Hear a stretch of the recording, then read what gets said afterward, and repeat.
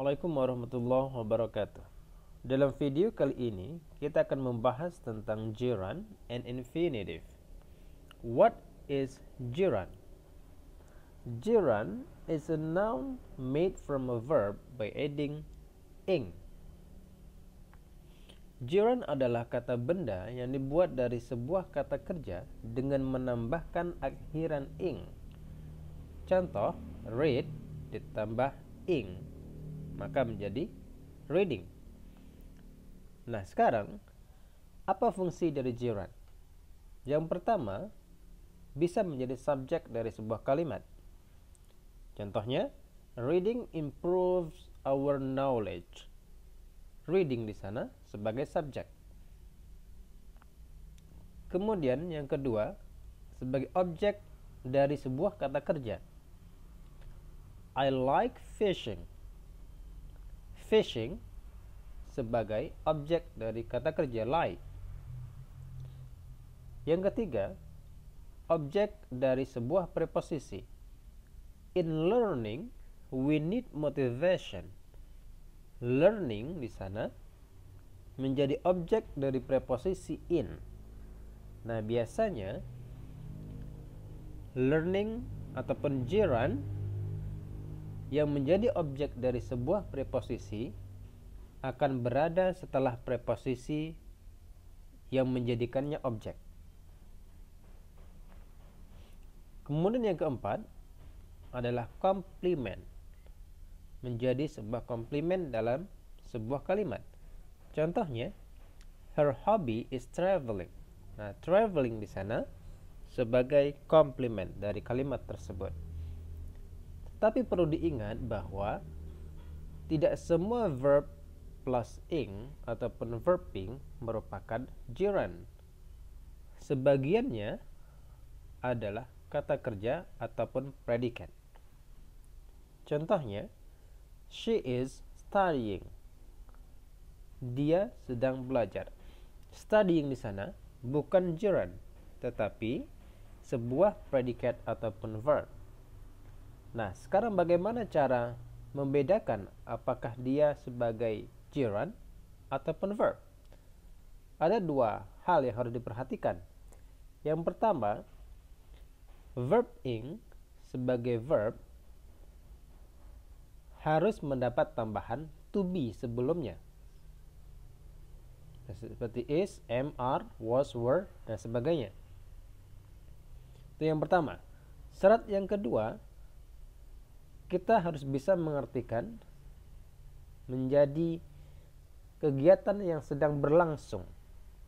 Nah, harus dua syarat itu terpenuhi, maka dia menjadi verb. Contoh di sana, she is studying. Dia sedang belajar.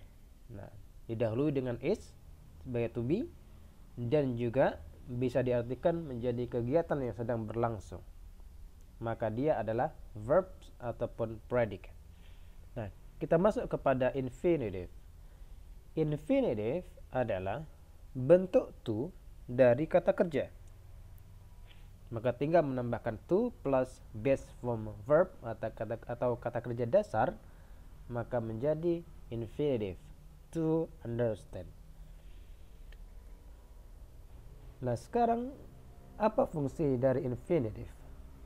Yang pertama, infinitive bisa menjadi subjek dari sebuah kalimat. Contohnya, to understand an English text is not easy. To understand di sana sebagai subjek dari kalimat tersebut. Kemudian juga bisa menjadi objek dari sebuah kata kerja. I need to force you. Nah, di sini to force ataupun to force you menjadi sebuah objek. Dan yang ketiga bisa menjadi complement. Your sacrifice is to make her aware. Nah, to make her aware atau to make di sana menjadi complement dalam kalimat tersebut. Nah, sekarang perhatikan dalam tabel di bawah itu kata kerja yang selalu atau biasanya diikuti dengan infinitive. Contoh kalimatnya adalah she agrees to lend me some money. Ada banyak.